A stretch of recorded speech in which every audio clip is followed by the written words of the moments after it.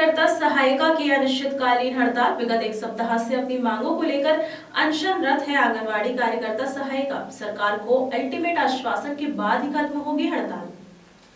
आंगनवाड़ी कार्यकर्ता सहायिका आशा कार्यकर्ता सरकार की हर योजनाओं में अपना सर्वस्व प्रदान करती हैं। महिलाएं भीड़ बढ़ाने के एक हिस्से के रूप में सरकार के काम भी आती हैं, लेकिन जब यही महिलाएं अपने हक और अधिकार के लिए आवाज उठाती हैं तो सरकार का कोई भी नुमाइंदा इनके हक और अधिकार की लड़ाई में सहभागी बनने से कतराता है। संपूर्ण मध्य प्रदेश में आंगनबाड़ी कार्यकर्ता सहायिका अपने हक और अधिकार की लड़ाई के लिए मैदान पर हैं। उनकी सुनने वाला कोई नहीं है। बुलंद नारी आवाज शक्ति संगठन के बैनर तले मध्य प्रदेश के आह्वान पर छिंदवाड़ा में हड़ताल जारी है, किंतु समस्या के समाधान की कोई राह नजर नहीं आ रही है।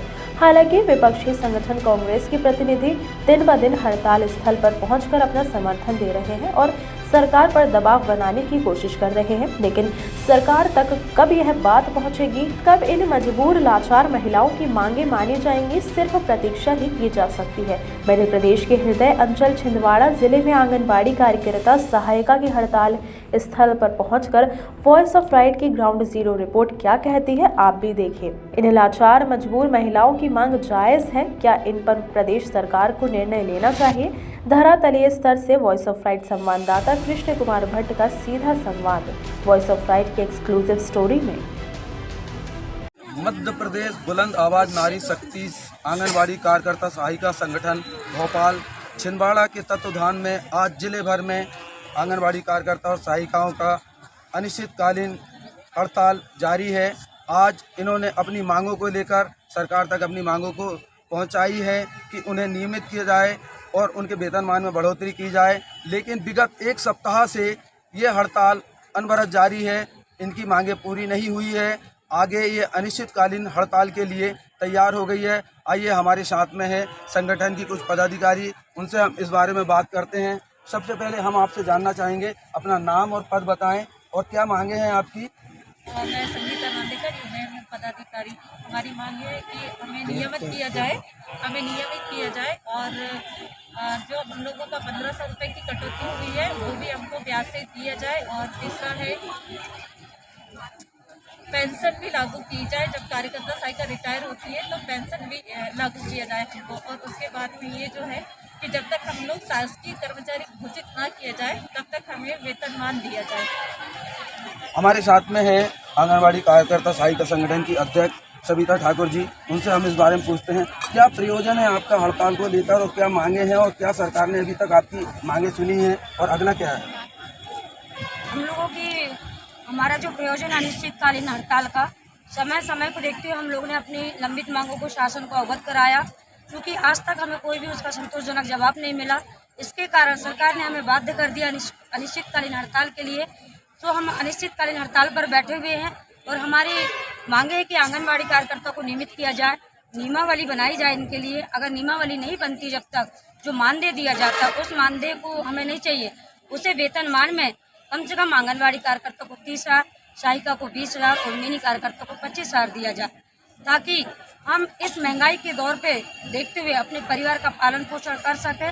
और हमारी आंगनबाड़ी कार्यकर्ता हमेशा तैयार रहती है, सारे शासन के जो भी कार्य होते हैं उसको पूरे यथावत समय में एक निश्चित रूप में करके देती है, बहुत भागा दौड़ी करती है। उसका परिणाम हमें कुछ भी नहीं दिया जाता। और जब तक हमारी अनिश्चितकालीन हड़ताल चलेगी, जब तक कोई हमें मतलब संतोषजनक जवाब और लिखित आदेश नहीं दिया जाता, अगर जब दे दिया जाएगा तभी हम अनिश्चितकालीन हड़ताल यहाँ समाप्त करेंगे, वरना विगत समय में हमने देखा है पिछले 3-4 साल पहले भी आपके द्वारा आंगनबाड़ी कार्यकर्ता सहायिका के द्वारा जिले भर में हड़ताल की गई थी। तब आपने एक नारा लगाया था 5,000 में दम नहीं, 10,000 से कम नहीं। आज आप नारा लगा रही हैं 10,000 में दम नहीं, 20,000 से कम नहीं। ये हड़तालें कब तक चलेगी? ये जब तक शासन हमारी बातों को नहीं सुनता। माननीय हमारे जो मुखिया है, महिला बाल विकास मंत्री महोदय जी, उन्हें ये बात से खुद को भी अवगत होगा कि हमारे क्षेत्र में आंगनबाड़ी कार्यकर्ता वो एक मुख्य कड़ी है जो सारे कार्य को करने के लिए समर्पित रहती है, सारे आंकड़े को इकट्ठा करती है, जो हम उठाकर वो आंकड़े को ऊपर पहुंचाया जाता, उसी के माध्यम से वो अपनी योजनाओं को संचालित करते हैं गाँव में, शहरों में। और वही मुख्य कड़ी एक आंगनबाड़ी कार्यकर्ता है। तो ये आंगनबाड़ी कार्यकर्ता के विषय में हमारे माननीय महोदय जी को सोचना चाहिए कि महंगाई के दौरों में 10,000 रुपये में कुछ नहीं होता। हम अब केवल 30,000 रुपये लेंगे और जो हमारी जो लंबित मांगे हैं, हमने जो मांगे दी हैं उस पर तत्काल विचार किया जाए और नहीं तो हम अनिश्चितकालीन हड़ताल पे। हमारे साथ में है महिला संगठन की कोषाध्यक्ष अर्चना जावरकर जी। उनसे पूछते हैं, अर्चना जावरकर जी, आप वित्त संभालती हैं, आप कोषाध्यक्ष हैं, पिछले विगत एक सप्ताह से आपकी हड़ताल चल रही है। क्या स्थितियां हैं, क्या परिस्थितियां हैं आपकी, आपके परिवार को लेकर? सर, कई कार्यकर्ता ऐसी हैं, सहायिका ऐसी है जो इसी पे डिपेंड है, आंगनवाड़ी में डिपेंड है, लेकिन वो भी अपने हक के लिए लड़ना चाह रही है कि हमारी मानदेय है वो हमारी मानदेय बढ़े, हमको मानदेय मिले, वेतनमान मिले। चलिए, हमारे साथ में है असंगठित कामगार कांग्रेस के जिलाध्यक्ष प्रदेश के पदाधिकारी वासुदेव शर्मा जी, जो आज महिला आंगनवाड़ी कार्यकर्ताओं सहायिकाओं का समर्थन करने के लिए पहुंचे हैं। आइए हम उनसे इस बारे में पूछते हैं। वासुदेव शर्मा जी, सबसे पहले तो आप महिलाओं का समर्थन करने के लिए पहुंचे हुए हैं, क्या कारण से पहुंचे हैं आप और क्या चाहते हैं आप इनके बारे में? ठीक है, ये ICT ये केंद्र सरकार की परियोजना है और जब केंद्र सरकार की परियोजना है तो सारे राज्यों के अंदर एक समान वेतन होना चाहिए, क्योंकि ये केंद्र सरकार की एक परियोजना है। अब स्थितियाँ ये हैं कि कई राज्यों के अंदर 15,000, 18,000, 20,000 तक तनख्वाह मिलती है और मध्य प्रदेश में अभी 10, साढ़े 10,000 मिल रहा है, वो भी अभी कुछ 1-2 साल पहले से मिला है। तो मध्य प्रदेश के अंदर इनको इतना कम वेतन क्यों मिल रहा है? पहले 5 मिलता था तब ये लड़ रही थी, अब इतना हो गया तब लड़ रही है। दूसरे राज्यों में अगर तुलना की जाए, तमिलनाडु है, आंध्रा है, बंगाल भी है, केरल भी है, तो वहाँ इनको बहुत सम्मानजनक वेतन मिल रहा है। अभी जो चर्चा हुई, अभी जो स्ट्राइक चल रही है दिल्ली के अंदर, उसमें भी ये बात हुई कि केरल के समान हमें वेतन मिल रही है। केरल में क्या मिल रहा है? केरल में वहाँ जो केंद्र का न्यूनतम वेतन है वो मिल रहा है 21,000 रुपये। तो वो तो सब जगह मिलना चाहिए, क्योंकि केंद्र सरकार की परियोजना है तो वेतन भी समान होना चाहिए। तो यही लड़ाई है उनकी। लेकिन इस बात की खुशी है कि ये अब आंगनवाड़ी कार्यकर्ताओं की जो यूनियनें हैं वो अपनी लड़ाई की दिशा उनने सही पकड़ी है। अब जो लड़ाई की दिशा सही हो जाती है तब इन्हें कोई हरा नहीं सकता और सरकार भी बहुत दिनों तक मनमानी नहीं कर सकती। चलिए, बिल्कुल, आप विपक्ष के तौर पर यहाँ पर एकत्र उपस्थित हुए हैं। हम आपसे जानना चाहेंगे वासुदेव शर्मा जी, विगत समय में आप कांग्रेस के वरिष्ठ पदाधिकारी रहे हैं, असंगठित कामगार मजदूर संगठन के आप अध्यक्ष हैं। आपकी जब सरकार रही है तब आपने क्यों नहीं इनके लिए आवाज़ उठाई? जी देखिए, पहली बार 20 साल बाद मध्य प्रदेश के अंदर कर्मचारी आयोग कर रहा है। कर्मचारी आयोग जिन लोगों के लिए सुनवाई कर रहा था उसमें यही लोग थे, आशा कार्यकर्ता, आंगनवाड़ी कार्यकर्ता, संविदा कर्मचारी, आउटसोर्स कर्मचारी या जितने भी लोग जो वेतनों की विसंगतियों के शिकार लोग थे उनके लिए सुनवाई कर रहा था। और ये बहुत खुशी की बात है कि 1 साल के अंदर उस कर्मचारी आयोग जिसके अध्यक्ष अजय नाथ जी थे, IAS थे, उन्होंने बहुत अच्छी सिफारिशों का खाका तैयार किया। उसमें एक तो नौकरियों में जो अनिश्चितता थी उसको ख़त्म कराने के लिए 62 साल तक काम करते रहने की गारंटी उस कर्मचारी आयोग दे रहा था और न्यूनतम वेतन जो 18,000 उस समय था उसको वो सारे विभागों में लागू करने वाले थे। वो आंगनबाड़ी से लेके और तमाम सारे लोगों को उसका फ़ायदा होने वाला था, क्योंकि ये पॉलिसी का वो है मामला।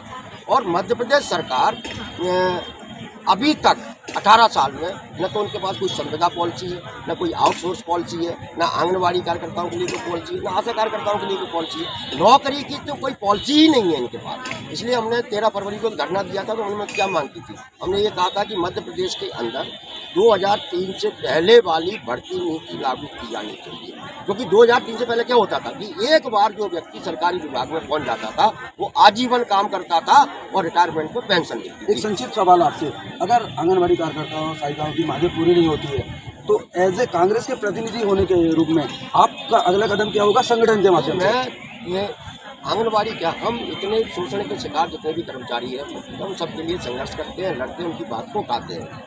हमने अभी इनके सामने कहा है कि हम अपने संगठन की दम पर मध्य प्रदेश सरकार की जो पोषण मटका और केंद्रों को गोद लेने वाली है उसके लिए हम सेपरेट अभियान शुरू करने वाले हैं। हम इसको एक जन आंदोलन के रूप में खड़ा करेंगे, ये हमारे संगठन का संकल्प है और तभी सरकार के ऊपर एक दबाव होगा। चलिए, हमारे साथ में है महिला आंगनबाड़ी कार्यकर्ता सहायता संगठन के संरक्षक, उनसे हम जानते हैं। बताइए, आप संगठन के संरक्षक हैं और लंबे समय से आप आंदोलन में इनके साथ दे रहे हैं, क्या लगता है आपको, सरकार के पास अभी तक बात पहुंची है और मांगे कब तक पूरी हो जाएगी? सरकार के पास तो निश्चित तौर पे हमारी बातें पहुंच रही हैं, लेकिन अब शायद सरकार सुनना चाह रही है नहीं चाह रही है, ये हम जानना चाह रहे हैं। और ये महिला संगठन की जो हड़ताल है, जब तक उनकी मांगें नहीं मानी जाती है और सम्मानजनक वेतनमान उन्हें नहीं दिया जाता है, इनकी हड़ताल जारी रहेगी। चलिए, आप बताइए, आप भी संगठन में हैं, आप क्या कहना चाहते हैं अपने बारे में?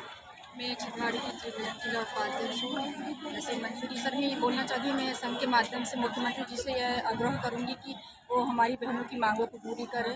सबसे पहली मांगे हमारी हम नियमितीकरण करें, हमारा जो 1500 रुपये जो एरियस के रूप में जो हमरा बना था उसको हमको वापस दें। चलिए, हमारे साथ में और महिला सहायता संगठन की पदाधिकारी जो अभी नारा लगा रही थी कि 10,000 में दम नहीं और 30,000 से कम नहीं ना, कुछ पिछले कुछ समय से मतलब कहना चाहिए ये नारे लग रहे थे 5,000 में दम नहीं, 10,000 से कम नहीं, अब ये बढ़ते जा रहा है। फिर उसके बाद ये सिलसिला क्या जारी रहेगा?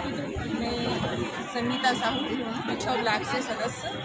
मेरी मांग ये है, हमारी मांग ये है कि भाई 10,000 में हमारा चूल्हा चौका कुछ नहीं होता, क्योंकि हम काम इतना करते हैं कि हमारा 10,000 शासन से निवेदन है, मुख्यमंत्री जी से निवेदन है कि हमें 10,000 से 30,000 तक किया जाए, हमें नियमित किया जाए, क्योंकि हमारी भी कुछ इच्छाएं हैं, हमारे भी बाल बच्चे हैं, हमारे बच्चे भी चाहते हैं कि उच्च शिक्षा हासिल करें, पर हम नहीं करवा सकते क्योंकि हमारे पास इतनी व्यवस्था नहीं है। शासन से हम निवेदन करते हैं कि हमें 30,000 नियमित किया जाए और हम शासन का इतना काम करते हैं, हम पढ़ाते लिखाते, हमें अध्यापिका का दर्जा दिया जाए, हमें शिक्षिका का दर्जा दिया जाए, हमें आंगनवाड़ी कार्यकर्ता से हमें शिक्षिका बनाया जाए। जिले भर से बहुत सारी महिलाएं पहुंची हैं, ब्लॉक में पहुंची हुई हैं। हमारे साथ एक और महिला हैं। अब बताइए, आप कहाँ से आई हैं और नमस्कार, मैं राधा डहरिया, बुलंद आवाज़ नारी शक्ति संगठन की प्रचारक हूँ। मेरा मुख्यमंत्री जी से निवेदन था कि हमारी बहनें इतनी संघर्ष कर रही है, मेहनत कर रही हैं और हमारे तरफ ध्यान नहीं दिया जा रहा है, क्योंकि हमारी सारी मांगे वहाँ तक पहुँच रही है मीडिया के माध्यम से, संचार माध्यम से। हम सभी मीडिया बंधुओं को भी बहुत बहुत धन्यवाद देते हैं कि वो हमारी बहनों का इतना सहयोग कर रहे हैं, है ना। तो हम हमारी जो मांगे रख रहे हैं, और कोई सरकार रहती है वो कहती कि भैया हमारी तो सरकार ही नहीं है, हम कुछ नहीं कर सकते, लेकिन हमारे भैया तो वहाँ बैठे हैं, उनकी सत्ता उनकी सरकार, फिर काहे की देरी है, मांगे क्यों अधूरी? तो मैं चाहती हूँ कि हमारी कार्यकर्ता बहनें नियमित हो। ये था सीधा इशारा सीएम शिवराज के लिए, मामा के लिए, इनके भाई हैं, महिलाओं के भाई हैं। हमारे साथ में एक और संगठन की पदाधिकारी हैं, उनसे पूछते हैं। बताइए, आप क्या कहना चाहते हैं? मैं आदरणीय मुख्यमंत्री शिवराज जी चौहान से आग्रह करना चाहती हूँ कि इस महंगाई को देखते हुए और हमारे घर की परिस्थिति, क्योंकि अधिकतर आंगनवाड़ी कार्यकर्ता तो ये बेवा है, विधवा है, परित्यागिता है, तो हम लोग की परेशानी को देखते हुए, इस महंगाई को देखते हुए कम से कम हमारी 10 से बढ़ाकर 30,000 की जाए, जिससे हम अपने बच्चों का पालन पोषण अच्छे ढंग से कर सके, उन्हें अच्छे शिक्षा दे सके।